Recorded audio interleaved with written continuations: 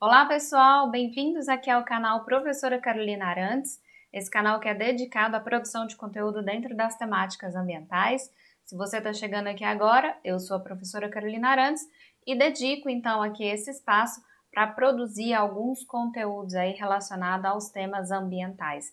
Para você que está estudando na faculdade, para você que vai fazer uma prova de concurso, para você que trabalha na área, tá? A intenção desse canal é informar da melhor forma possível, tá bom? A gente começou aqui recentemente no canal a fazer algumas aulas, né, produzir algumas aulas relacionadas com hidrologia. Então tem uma playlist aqui específica só da aula de hidrologia com alguns temas que a gente abordou até agora, tá? Hoje, na aula de hoje, a gente vai focar em resolver questões. Então essa aula ela é bem voltada para quem está se preparando para concurso, tá bom?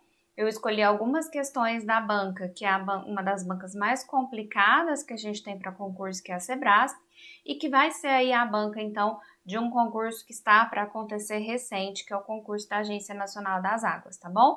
Então, essa aula de hoje é dedicada para a gente fazer só questões envolvendo todo aquele conteúdo que a gente já estudou até agora. Se você não viu as aulas anteriores, eu recomendo fortemente que você volte aí então na playlist e assista as aulas, tá? E para você conseguir entender, né, usar essa aula aqui como uma revisão mesmo, beleza? Então vamos lá, sem maiores delongas, a gente vai fazer então essa sessão aí de hoje, só questões Sebrasp, beleza? Então, bora lá. Primeira questão que a gente tem aqui é uma questão já aqui de 2024, uma questão recente, que foi da prova de Itaipu para o cargo de técnico em hidrologia. Então, eu quero que vocês percebam que o nível de exigência aqui para esse cargo é um nível de exigência bem parecido ali com o que a gente vai ter, por exemplo, na Agência Nacional das Águas, tá bom? Então, vamos lá. Vamos ler aqui a questão e vamos resolver. Em relação ao tempo, o balanço hídrico de uma bacia, vamos lá, então a gente tem que marcar a alternativa aqui, tá? Aumenta com a vazão de entrada e diminui com a vazão de evaporação? Vamos ler todas. Aumenta com a vazão de entrada e aumenta com a vazão de evaporação? Diminui com a vazão de entrada e diminui com a vazão de saída? E diminui com a vazão de saída, diminui com a precipitação? Aumenta com a vazão de evaporação e diminui com a vazão de evaporação. O que você precisa entender para fazer essa questão aqui? Aquela fórmula básica de balanço hídrico, tá? Então, o que a gente tem falando de um jeito bem simples aqui para o balanço hídrico, né? O armazenamento dentro de uma bacia, ele vai ser a relação que a gente tem entre tudo aquilo que entra, né? Então, todo o aporte de água que a gente tem. Então, eu vou colocar aqui o somatório de entradas, tá? Menos o somatório de saídas de água, tá bom? Aí, óbvio, você tem que entender aqui o que é entrada e o que é saída. Então, como entrada de água, eu vou pôr aqui como azulzinho, para você não confundir, né? Então, como entrada de água, o que a gente vai ter? A gente vai ter a precipitação, é uma forma de entrada de água. Os escoamentos, né? Superficial e subsuperficial são formas de entrada de água. E naquela fórmula que eu te passei, a gente ainda tem, né, a ascensão capilar, que é uma forma de entrada de água, mas que eu te falei que ela costuma ser bem insignificante. Então, a principal zona aqui vai ser realmente precipitação, tá? E como formas de saída, professora, o que a gente tem? Então, como formas aqui de saída de água, a gente vai ter, principalmente falando, tá? A evapotranspiração, que vai ser a principal, mas a gente tem também os escoamentos, superficiais e subsuperficiais, e a gente tem aquela parte que eu te falei que é a drenagem profunda, que como aqui na ascensão capilar tem acaba tendo um efeito bem menor aqui, tá? Mas é isso, então. É o que a gente tem de quantidade de entrada e quantidade de saída. Agora, vamos avaliar a questão diante disso que a gente está vendo aqui. A questão A, ele está falando o seguinte, que esse balanço hídrico, esse delta armazenamento, ele aumenta com a vazão de entrada. Então, se eu tenho mais entrada aqui, eu vou ter maior armazenamento. Beleza, né? Concordam aí? E ele diminui com a vazão de evaporação. Então, se eu tenho aqui uma evaporação também acontecendo, né? Uma evaporação grande, o que eu vou ter? Eu vou ter uma diminuição do valor de água que eu tenho nessa bacia. Então, sim, se eu tenho mais evaporação, eu vou ter mais água saindo e a gente reduz esse armazenamento. Então, a nossa letra A aí é a resposta certa desta questão, tá? Aqui, aumenta com vazão de entrada, a gente já entendeu. Aumenta com a vazão de evaporação, olha, se eu tenho, é só a gente entender aqui de novo, se eu tenho evaporação acontecendo, esse número aqui, ele vai reduzir, porque eu vou ter uma maior quantidade de água saindo, então esse armazenamento vai ser menor, então ele não aumenta. Diminui com a vazão de entrada? Não, porque se a vazão de entrada aumenta, se a vazão de entrada aqui diminui, vamos fazer então aqui o contrário, para você entender de vez. Se a vazão de entrada diminui, esse valor aqui vai ser mais baixo, certo? Se esse valor aqui é mais baixo, consequentemente esse valor de cá também vai ser, tá? Então não pode ser isso aqui. Diminui com a vazão de saída, tá certo, nós já vimos ali em cima.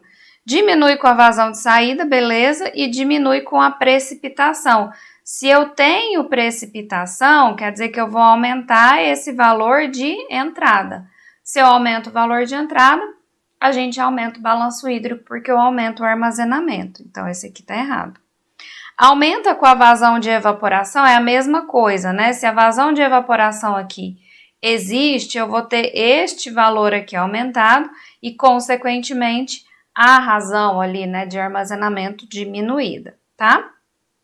E diminui com a precipitação de novo, é o que a gente falou ali em cima. Então, a letra certa, a questão correta, letra A, beleza? Tranquilo, né, gente? Vamos para a próxima. Deixa eu mudar a cor da caneta. A tabela a seguir apresenta os dados de precipitação mensal com as respectivas quantidades de ocorrência. Então, tem aqui, ó, precipitação mensal e as quantidades de ocorrência, coletados em um posto de meteorologia ao longo de determinado período. A partir dos dados da tabela, é correto afirmar que a média ponderada da precipitação no período de coleta foi... Aqui, gente, assim, na verdade, você nem precisaria saber muito de hidrologia para fazer essa questão. Você precisava saber mais de estatística. O que é uma média ponderada? Na média ponderada, a gente vai considerar, né, os valores que são dados aqui para a gente, que são esses em relação ao peso que eles têm, que nesse caso aqui é quantidade de ocorrência, né, quantidade de meses que aconteceu, tá? Então, para a gente fazer uma média ponderada, para a gente achar esse valor de X aqui, o que eu vou ter que fazer? Eu vou ter que pegar ali o 800 milímetros e multiplicar pelo peso dele, que é 3 meses. Ele aconteceu em 3 meses. Vou somar isso com 1000 milímetros, multiplicado por quem? Pelos 2 meses de ocorrência dele. Vou somar aqui pelo 1200 milímetros e multiplicar por quem? Pelo 1, quantidade de meses que ele ocorreu. E vou somar aqui pelo 1800 milímetros, multiplicado pelos 2 meses, que foi a quantidade de meses que ele ocorreu.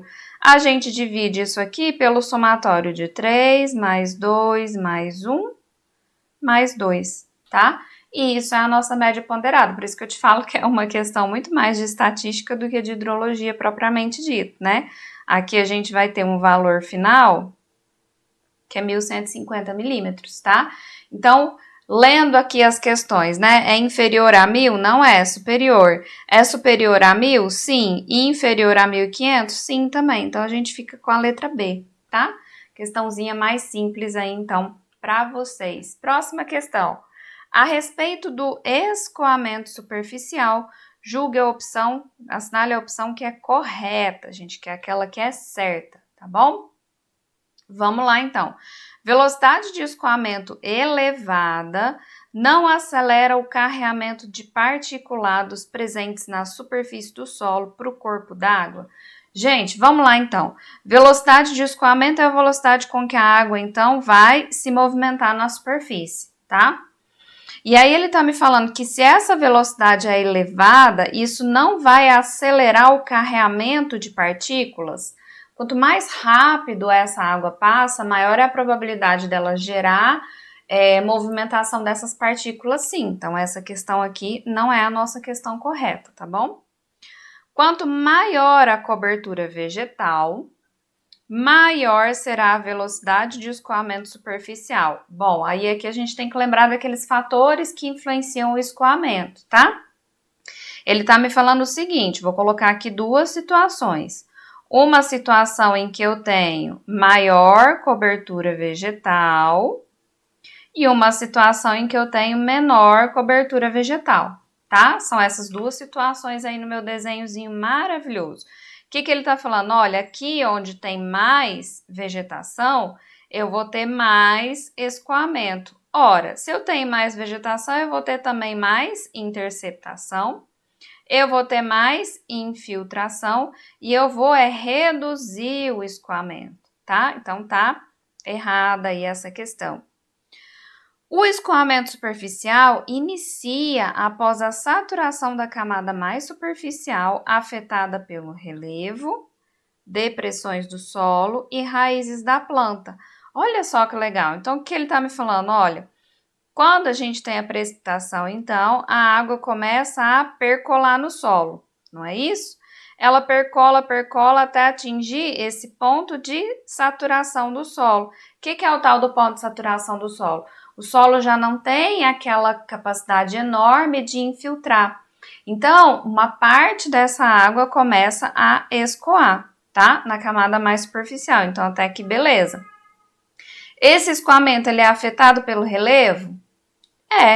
Se eu tenho um relevo mais inclinado, eu vou ter, então, uma probabilidade de escoamento maior. É afetado por presença de depressões no solo? Também. Eu posso ter um relevo inclinado, mas que tenha aqui algumas depressões. E aí, nessas depressões, a gente acaba reduzindo a velocidade e aumentando a infiltração, tá? Então, isso influencia. E pelas raízes da planta? Também. As plantas fazem aqui, né, esse condicionamento do solo, aumentando a quantidade de água que é infiltrada. Se aumenta a quantidade de água que é infiltrada, a gente diminui a quantidade de água que é escoada. Então, essa aqui me parece a questão certa. Vamos ver as outras.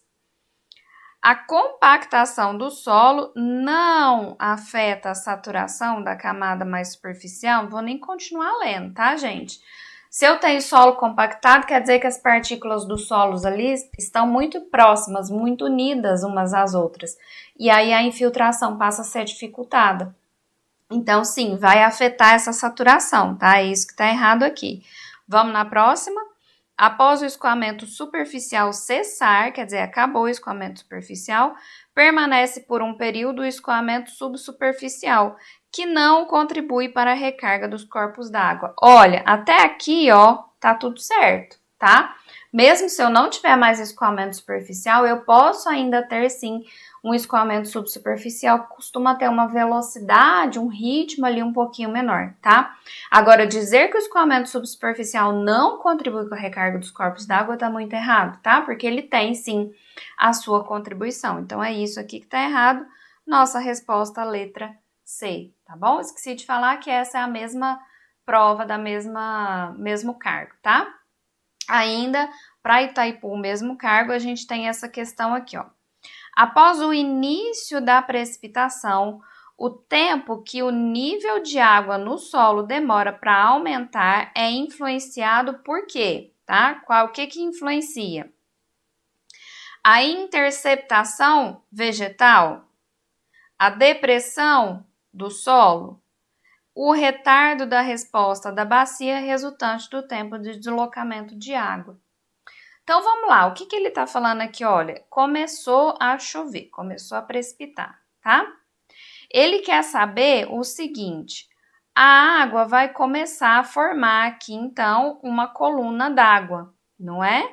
Que é, então, a altura da precipitação aqui que a gente fala que é em milímetros. Lembra lá dessas propriedades, tá? Ele tá me falando assim, ó, esse nível da água aqui, ele demora para aumentar, influenciado por quê? Então, o que vai influenciar nesse nível d'água? Aí ele tá me falando interceptação. O que é a interceptação? Lembra?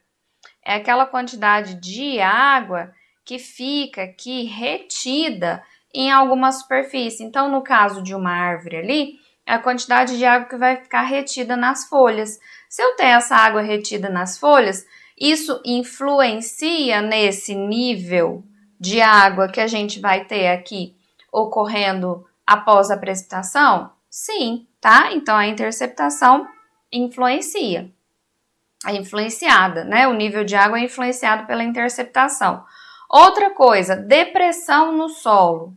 Ele quer saber, então, se a depressão no solo vai influenciar esse nível de água. Ora, vamos aqui então, ó. Coloquei uma depressão no solo ali, tá? Aqui em cima eu vou ter essa coluna d'água aqui, que eu desenhei para você. Aqui eu vou ter essa. Influenciou? Uai, professor, influenciou. Aqui é menor e aqui é maior. Então, a depressão, sim, influencia nesse nível de água, tá? E outra coisa, o retardo da resposta da bacia resultante do tempo de deslocamento de água. Isso aqui, gente, nada mais é do que a gente viu lá na propriedade de vazão, que chama tempo de concentração, tá? O que é o tempo de concentração? Lembra? É o tempo que toda essa água que precipitou em uma bacia demora para chegar no seu ponto final, que a gente chama de exutório, tá? Então, quanto é maior é esse tempo que a gente tem, mais distribuída vão ser essas ações ali na bacia. Quanto menor é esse tempo, então voltando aqui para o nosso exemplo, tá? Supondo que eu tenha aqui uma bacia com baixo tempo de concentração, a tendência é que ela forme aqui, né, uma coluna d'água, um nível d'água maior em um curto período de tempo, tá? Em um tempo mais baixo, que a gente chama de pico de cheia. Então, sim, influencia também, tá? Quer dizer que a gente tem aqui todas as alternativas corretas. Letra E, beleza? Vamos lá, então. Considerando P e ET igual a R out, como a equação de balanço hídrico simplificada para bacias de grande área de drenagem e longo intervalo de tempo, em que PA é precipitação, ET é a evapotranspiração e R out é o escoamento superficial, assinale a opção que corresponde à altura média da lâmina d'água escoada na foz de certo rio, com precipitação média anual em toda a bacia igual a 1.020 milímetros e evapotranspiração média anual igual a 700 milímetros. Beleza, então o que eu tenho que fazer aqui? Eu vou usar a fórmula que ele mesmo me deu, tá? Qual que é a fórmula? R out é igual a P menos ET. O que é R out? Que ele falou aqui para mim, é o escoamento superficial, né? E o que ele tá me perguntando aqui, ó? A altura da lâmina escoada. Então, eu quero saber justamente o R out, tá? Quais os valores que ele me dá? Ele me dá o valor de precipitação, que é justamente esse aqui. Então, R out vai ser 1.200 menos o valor de evapotranspiração, que é 700. É tudo milímetro? É tudo milímetro. Então, beleza. Então, eu vou ter aqui um R out, que é uma coluna de escoamento, igual a 320 milímetros, certo? Coisa simples, só jogar na fórmula aí, tá? Não tinha muito segredo para essa questão aí também, não. Mas reforça o que a gente viu lá sobre balanço hídrico, né? Que são os valores de entrada menos os valores de saída, tá? A respeito da medição de precipitação, ainda lá em Itaipu, ainda para técnico em hidrologia, assinale a opção que é correta. A gente quer aquilo que está certo. Vamos lá. As leituras nos pluviômetros manuais são realizadas periodicamente em intervalos de 72 horas e medidas em centímetros por meio de provetas. Você precisava de lembrar aqui, então, aquelas formas da gente medir precipitação. Pluviômetro manual é uma forma? É. A medida é periódica? É. É no intervalo de 72 horas? Não. A gente faz uma medida diária em intervalos de 24 horas, tá? Todos os dias no mesmo horário, de preferência a mesma pessoa. A medida é em centímetros? Também não. A medida é em milímetros, sim, por meio de uma proveta, tá? Mas então a gente tem 2 erros importantes nessa questão, ela não é a nossa questão correta. Vamos lá. Letra B. A altura média de precipitação é importante na determinação do balanço hídrico da bacia hidrográfica e pode ser obtido pelo método das isoietas. A altura média de precipitação é importante para o balanço hídrico? A gente acabou de fazer uma conta ali, né, falando justamente sobre isso. A gente tem que saber essa altura de precipitação, que é uma medida de entrada, tá? Agora, método de isoieta é uma forma de medir isso na bacia hidrográfica? A gente ainda não estudou essa parte, né, de medida de precipitação em bacia hidrográfica. Mas é sim, tá? É um dos métodos que a gente tem, para medir aqui, então, a precipitação em bacia hidrográfica. Então, vamos marcar a B aqui, para a gente ver as outras, o que está de errado aí nas outras, tá? A intensidade de chuva é representada pela relação entre a lâmina d'água precipitada e a área média afetada, sendo indicada por milímetros por metro quadrado. Beleza? A gente também tinha que lembrar, então, o que é a intensidade de precipitação, as grandezas características da precipitação. O que é a intensidade de precipitação? Ela é, sim, a lâmina d'água precipitada, mas é em relação ao tempo, tá? Então, quando a gente fala em intensidade, a gente está falando em milímetro por hora. É quando eu consigo entender, né? Essa lâmina d'água, a quantidade que aconteceu e em quanto tempo. A gente sabe se é uma chuva mais intensa ou uma chuva mais fraca. Então, tá errado aí, não é em relação à área, tá? Os radares fazem estimativas de precipitação por meio de leitura quantitativa do vapor d'água presente na atmosfera. Olha aqui que interessante, radar serve para medir precipitação? Sim, a gente usa. Só que tem uma diferença importante entre radar e satélite, tá? Que a gente precisa, então, diferenciar e ter em mente aqui. O radar, ele faz uma estimativa por meio de uma energia, né? Então, o radar emite uma energia e esse pulso de energia, então, retorna, né, para a base em um intervalo de tempo. E com esse intervalo de tempo, o radar consegue detectar, né, se tem ou não algum obstáculo, alguma coisa, né, alguma precipitação acontecendo. Os satélites, sim, tá? Os satélites, eles fazem a estimativa de precipitação coletando alguns dados que estão relacionados com temperatura e com vapor d'água. Então, o satélite, ele faz aquela leitura, né, mostrando ali, então, como que a luz está sendo refletida pelas nuvens que ele está vendo ali de cima, e essa reflectância, né, essa radiação, isso que está sendo refletido para o satélite, determina, então, a quantidade de vapor d'água. Então, a quantidade de vapor d'água está relacionada com a estimativa de precipitação por satélite, tá? O radar não. O radar faz uma estimativa pelo envio de pulso e o retorno do eco desse pulso no espaço, tá bom? Então, a questão tá errada aí por isso. A regressão linear pode ser utilizada para preencher falhas nos registros pluviométricos em regiões hidrologicamente heterogêneas. A gente também ainda não estudou essa parte, que está relacionada com como a gente mede precipitação dentro de uma bacia hidrográfica. E sim, a gente pode usar a regressão para fazer preencher essas falhas, um dado que foi medido errado, uma ausência de dado, alguma coisa assim. Só que na regressão a gente tem que ter relação entre os dados. E por eu ter que ter relação entre os dados, eu não posso ter essa diferença nas regiões hidrometeorológicas, tá? Porque os dados precisam estar relacionados. Então, não é indicado para esse tipo de região heterogênea, tá bom? Próxima questão aí, mesmo concurso, mesmo cargo. No que se refere à precipitação, julgue os itens.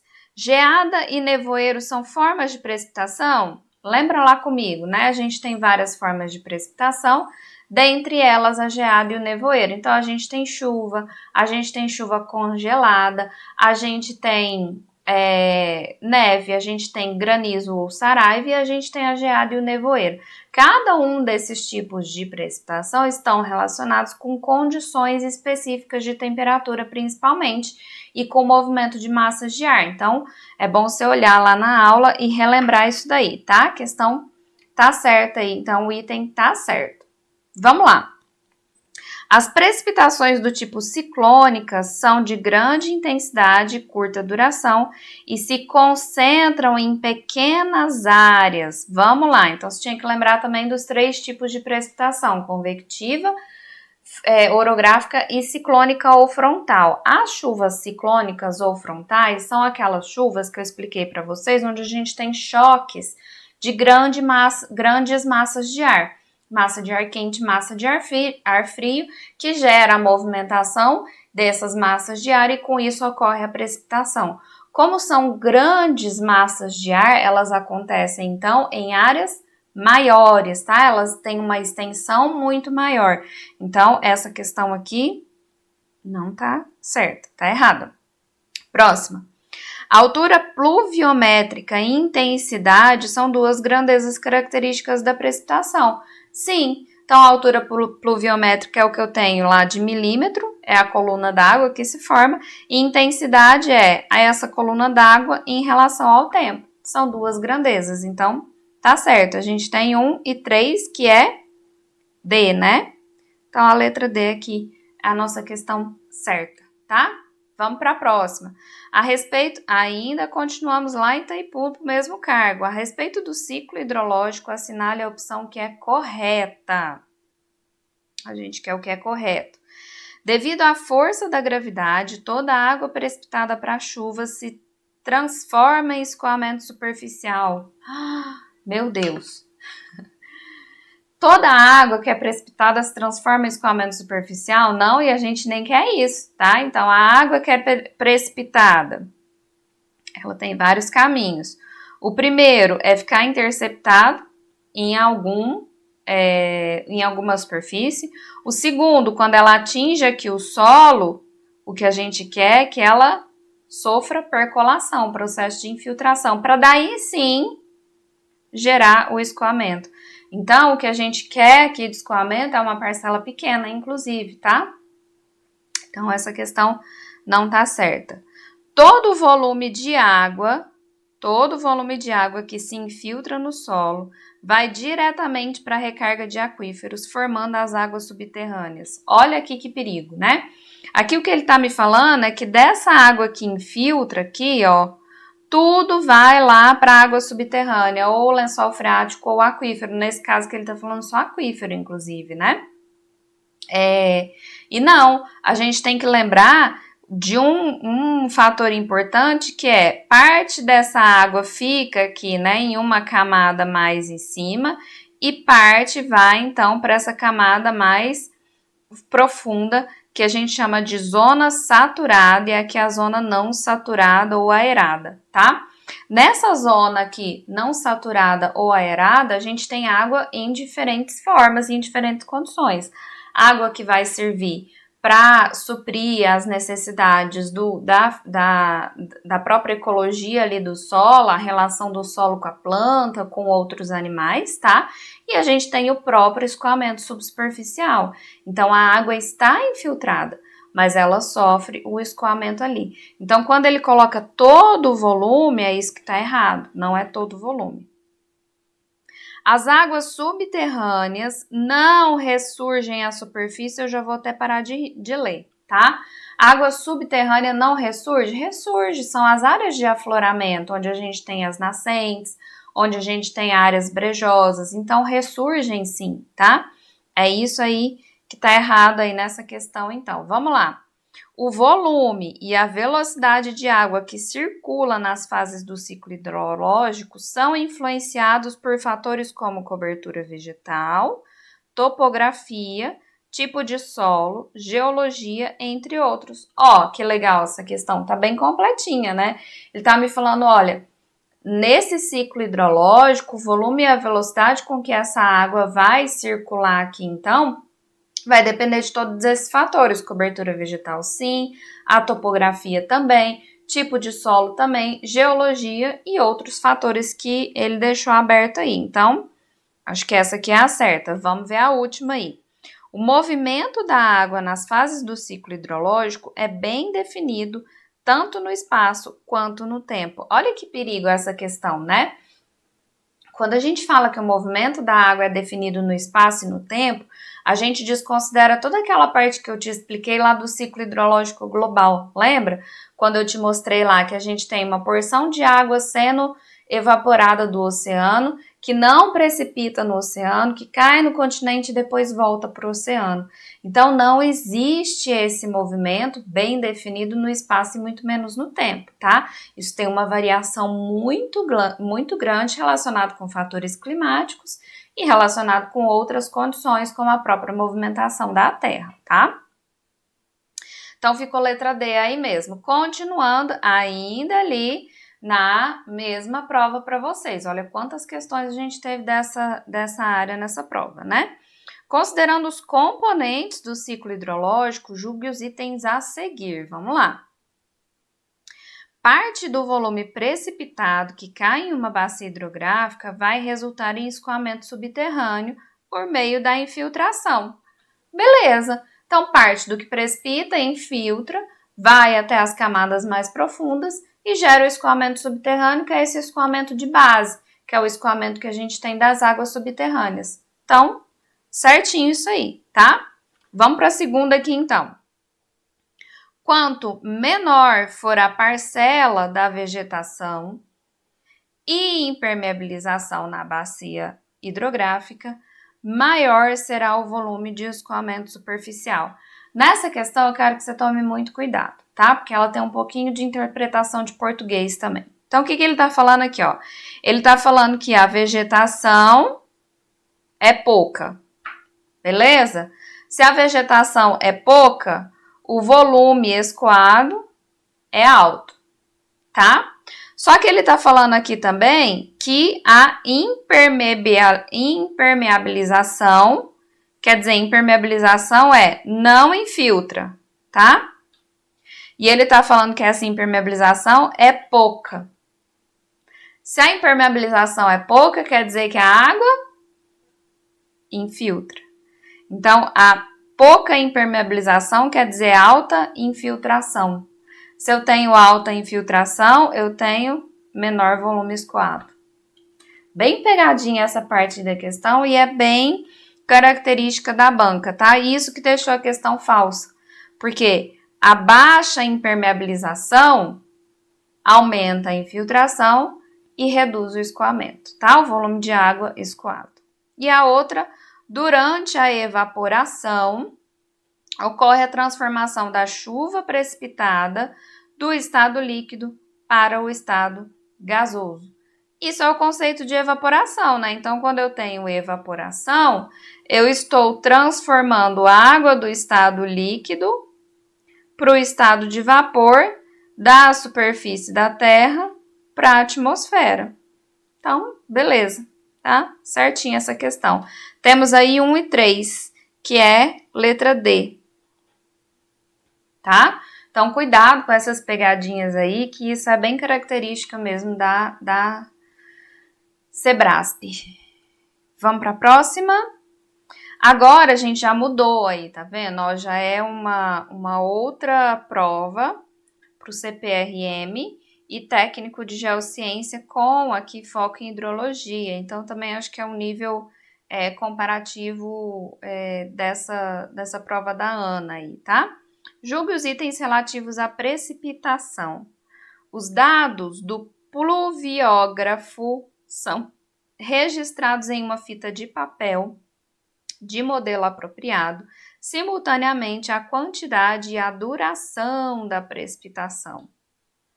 Então, aqui você tinha que saber, né, das formas. O pluviógrafo, ele é o quê? Ele é aquele aparelhinho que a gente tem ele conectado aqui a um recipiente e a gente tem aqui uma boia. Essa boia está ligada a uma haste e que tem aqui, então, nessa haste, um modo de registro. Isso pode ser digital, isso pode ser, enfim, né? E isso vai registrando ali, né? Nesse caso, ele falou da fita de papel. Vai registrando aí essa diferença de quantidade ao longo do tempo. Então, sim, a gente tem um registro de quantidade e a gente tem um registro de duração, tá bom? Questãozinha certa. Ainda sobre a precipitação, o pluviômetro é um equipamento utilizado para coletar e registrar continuamente no tempo a intensidade de chuvas. Nele, exprime-se a quantidade de chuva pela altura de água caída e acumulada sobre uma superfície plana e impermeável. Então, olha aí que legal, né? Não, isso aqui que ele está falando é a definição de pluviógrafo, que faz esse registro contínuo ao longo do tempo, tá? O pluviômetro, a gente tem registros pontuais em intervalos de 24 horas. Então, o pluviógrafo é que faz toda essa característica que ele está falando, tá? Pluviômetro é um registro pontual. Não tem melhor nem pior, eles são apenas diferentes. Ainda sobre precipitação. Entre as formas de precipitação, a chuva é a de mais fácil medição e a única que contribui substancialmente para a vazão dos rios. Quais são as formas de precipitação que a gente tem? Chuva, neve, granizo, saraiva, geada e orvalho. Lembra disso lá? Beleza. A chuva é mais fácil de medir? Com certeza, dentre todas essas, ela é mais fácil de medir. Ela é a única que contribui substancialmente. Presta atenção na questão. Ela não está falando que é a única que contribui, ela está falando que é a única que contribui substancialmente para a vazão dos rios também, tá? Porque a água já está no estado líquido, escoa e chega ali para os rios. Então, questão certinha aí, tá bom? A análise dos dados de quantidade de água precipitada ou evaporada e da vazão dos rios propõe um rol de informações necessárias para o estabelecimento de relações mútuas entre os dados e o entendimento da influência de cada possível fator em busca de soluções para problemas práticos. Aqui a gente está falando dos dados hidrometeorológicos básicos, tá? Então, o que ele está me falando aqui? Olha, se eu sei quantidade de água precipitada, quantidade de água evaporada, razão dos rios, isso tudo vai me ajudar a entender a relação disso com os fatores que estão influenciando cada um desses dados aqui para a gente resolver problema prático. O que isso quer dizer, professora? Inundação, seca, basicamente isso, tá? Então, sim, é uma questão certa, são todos dados que a gente pode usar aí para resolver esses problemas. De novo, contar os dados hidrometeorológicos básicos. A sucessão histórica de vazão ou precipitação constatadas no passado pouco ou nada interferem nos estudos hidrológicos futuros. Vou até parar de ler aqui, tá? Parar de ler aqui. As médias históricas não interferem nos estudos futuros? Claro que interferem, elas têm uma grande interferência. Então, não preciso nem ler o resto, já está errado ali, tá? Questão errada. Considerando as alterações antrópicas relativas aos elementos do ciclo hidrológico, principalmente em ambientes urbanos, julgue os itens que se seguem. Em áreas urbanas, as precipitações são interceptadas pelas edificações, tá? Que funcionam como a vegetação lenhosa que existia antes do surgimento da cidade, beleza? Minimizando-se os impactos antrópicos sobre elementos do ciclo hidrológico. Bom, talvez você ficasse em dúvida nessa parte aqui final, tá? E a interpretação aqui, o que ele quer dizer, né? Ele quer dizer que o fato das edificações também interceptarem para o ciclo hidrológico é um fator, sim, que diminui o impacto. Antes ter algo que faça a interceptação do que não ter nada. Então, sim, ele minimiza esse impacto, tá? Aqui você tinha que ter uma interpretação do todo da questão. Porque se você focar só nessa última parte aqui, né, querendo suprimir o resto ali, falar, olha, as edificações minimizam os impactos antrópicos, você seria induzido ao erro. Então, você tem que entender que as precipitações como formas de interceptação, as edificações como formas de interceptação das precipitações, minimizam esse efeito antrópico, tá? Então, é por isso que essa questão aí está certa. Vamos para mais uma. Ao impermeabilizar-se o solo, aumenta-se a capacidade de percolação e diminui-se a de infiltração.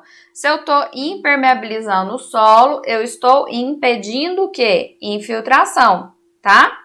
Então, aqui, beleza, diminui a infiltração, eu impeço a infiltração. O que é capacidade de percolação? Mesma coisa de infiltração, tá? É a capacidade de infiltração. Então, se eu diminuir a infiltração, não posso aumentar a infiltração ao mesmo tempo, beleza? Então, tá errada essa questão. Próxima. Os elementos de interceptação natural das precipitações, representados pelas vegetações arbustivas e arbóreas, são removidos quando da expansão de áreas urbanas sobre áreas naturais, certo? Se a gente tem expansão urbana, a gente tira essas vegetações que são elementos de interceptação natural, tá? Certinho essa questão aí. Mais uma. As enchentes nos centros urbanos decorrem da interferência humana em componentes do ciclo, como de infiltração e de escoamento superficial. São de fatos principais, tá? Se eu reduzo a infiltração, eu aumento o escoamento superficial e isso gera enchentes, certo? E aí agora a gente vai fazer... Tem mais uma questão aqui dessa prova. O ciclo hidrológico representa o caminho que a água percorre ao longo da hidrosfera e suas intervenções com outras esferas, como a atmosfera, a litosfera e a biosfera. Esse ciclo pode ser analisado como um movimento contínuo de água ou como um sistema. Com relação à abordagem sistêmica na compreensão do ciclo hidrológico, julgue o item a seguir. Como no ciclo hidrológico global não há trocas significativas de água com o espaço sideral, ele é considerado um sistema fechado. Beleza. Localmente, a bacia recebe e perde água de outras bacias ou outros sistemas, caracterizando-se, portanto, de sistemas abertos. Perfeito, tá? É justamente esse conceito de sistema fechado e sistema aberto que a gente viu na nossa aula. Então, a questão tá certinha, tá? Mais uma. O conteúdo da água no solo é considerado um dos reservatórios do sistema, pois representa um componente de armazenamento de água. Gente, a água que está no solo é uma área de armazenamento? É, tá? Tá certa. Assim como a água que está na gente também é uma forma de armazenamento. A água que está no oceano, a água que está no lago, a água que está no rio, a água que está na atmosfera, a água que está nas geleiras. A gente tem vários reservatórios. E o solo é sim um deles, tá? Ótimo, vamos lá então. Aí agora sim, agora a gente vai passar a fazer então aqui questões que caíram em uma prova da Agência Nacional das Águas feita pela Banca Sebrasp, tá? Então a gente vai ver aqui, ó. Acerca da hidrologia, julgue os itens a seguir. Os principais agentes motrizes do ciclo hidrológico são a energia solar e a aceleração da gravidade. Perfeito! Não tenha nem dúvida, tá? Lembra daquele desenhozinho lá que a gente sempre começava falando do solzinho. O Sol emite radiação, essa radiação gera calor, que gera evaporação e tralalá, tá? E a força da gravidade é o que movimenta tanto a precipitação quanto a infiltração e também o escoamento. Então, isso mesmo, tá? Perfeito. Vamos aqui para o próximo, então. Os componentes do ciclo hidrológico incluem a precipitação, é um componente, evapotranspiração, também. Infiltração, sim. Escoamento superficial, sim, também. Questão certa. Uai, professora, mas não tem aí interceptação, não tem aí escoamento subsuperficial. Tá, mas ele falou incluem, ele não falou incluem apenas, são apenas, exclusivamente. Incluem esses? Sim, vão ter outros? Também. Mas esses aqui estão corretos, tá? Tomem cuidado com isso aí na banca Sebrasp, tá bom? Vamos lá, a equação de continuidade que representa o balanço hídrico em uma bacia hidrográfica considera como um volume de controle, considerada como um volume de controle, então aqui a equação que ele tá me falando é assim, ó. I menos O é igual a S, tá? Aí ele me fala que I é o fluxo de entrada, O é o fluxo de saída e S é a variação de energia solar na atmosfera. E aí, gente, isso é balanço hídrico? Balanço hídrico é sim essa variação entre fluxo de entrada e fluxo de saída, mas o que a gente vai ter aqui é delta armazenamento. Não tem nada a ver com energia solar, tá? Tá errada a questão. As chuvas frontais abrangem áreas maiores que as chuvas convectivas, pois essas últimas são geralmente associadas a nuvens isoladas. Perfeito, tá? Chuva frontal é aquele choque de massas, grandes massas. Chuvas convectivas é aquela troca de massas localizadas, tá? Próxima, então. O período de retorno de uma chuva com probabilidade de ocorrência igual a 0,5 é a de 25 anos. Aqui eu quero que você lembre uma coisa, a gente não viu esse cálculo de probabilidade de tempo de retorno em precipitação. A gente viu lá em escoamento, mas serve pelo mesmo jeito, tá? Serve da mesma forma. O que é o tempo de retorno? É o tempo que demora para que um evento seja igualado ou superado, tá? Ou para cima ou para baixo. Então, pensando em chuva, a gente tem a média histórica. E eu sei que de 10 em 10 anos a gente tem uma precipitação extrema, tá? O tempo de retorno são esses 10 anos, que é o tempo que demora para que essa precipitação seja igualada ou mesmo superada, beleza? Então, é isso aí. Como que a gente faz para calcular esse tempo de retorno em relação à probabilidade? O tempo de retorno, ele vai ser sempre uma razão de 1 para probabilidade, tá? Que é o que ele te deu aí de 0,05. Então, é só você dividir isso. 1 dividido por 0,05 vai me dar aqui, você pode multiplicar isso para te ajudar aí, né? Você pode multiplicar isso aqui por 100, então fica assim, ó. 100 dividido por 5 é igual a 20. Então, a gente tem 20 anos aqui nessa perspectiva que ele colocou pra gente. Então, a questão tá errada, tá? Só lembrar, tempo de recorrência é 1 dividido por probabilidade. Próximo aqui, ó. Considere que a evapotranspiração de um tanque classe A foi de 5 milímetros por dia. Nesse caso, a evaporação de um lago natural próximo desse tanque deve ter sido de aproximadamente 3,5 milímetros por dia, pois a evaporação de lagos é cerca de 70% do valor da evaporação de um tanque classe A. Aqui você tinha que saber primeiro, né, que esse tanque classe A é uma medida de evapotranspiração, né, e que sim, quando eu tenho um lago natural próximo, a gente pode comparar o valor desse tanque considerando 70% desse valor. E aí é só fazer uma regrinha de 3 aqui, né, 5 é 100, 70% vai ser X. E fazendo essa conta, você chega lá no 3,5, tá bom? Então, a questão tá certinha. O escoamento total de um rio durante um evento chuvoso possui 3 componentes. O escoamento superficial, beleza. Escoamento subsuperficial, beleza. Escoamento subterrâneo ou de base, beleza. São os 3 escoamentos que contribuem, então, aí para essa vazão do rio, tá? Em um evento chuvoso. Quando a gente não tem chuva, não tem precipitação, qual que é o escoamento que se mantém em um rio perene? Escoamento de base ou escoamento subterrâneo, tá? Mais uma aqui, ó. Considere que em um evento chuvoso, a precipitação medida acima das copas de uma floresta tenha sido 20 milímetros. Então, vamos aqui, ó.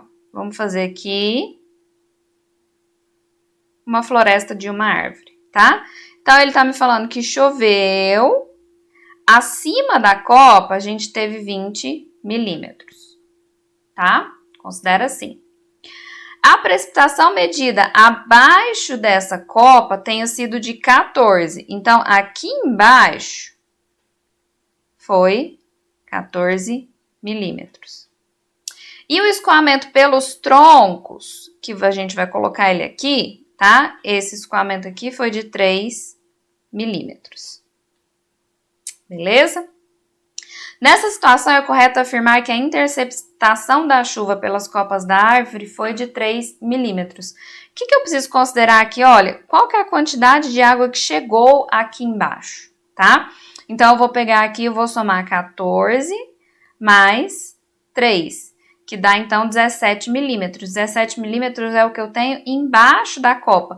Quanto que eu tinha em cima da copa? 20. 20 menos 17... 3 milímetros é o que ficou aqui, então, interceptado, tá? Então, a nossa questão tá certinha. Mais uma. O volume de escoamento superficial de uma chuva é diretamente proporcional ao volume precipitado e à área da bacia de drenagem e inversamente proporcional ao volume infiltrado. O que ele tá me falando aqui? Ele tá me falando, basicamente, o que escoa em uma bacia vai ser diretamente, quer dizer, vai aumentar. À medida que a gente aumenta a quantidade de área precipitada e, lógico, a área da bacia, e vai diminuir à medida que a gente aumenta o volume infiltrado. Perfeito. Isso mesmo. Questão certinha, tá? E aí a gente encerra aqui o nosso treinamento de questões. Essa aula ficou longuíssima, mas é o nosso teste aí, o nosso treinamento, a nossa sessão de só questões para vocês ficarem afiados e começarem a entender como que a Sebrasp te cobra esse tipo de tema, tá bom? Espero que vocês tenham gostado, bons estudos para vocês e até a nossa próxima aula. Tchau!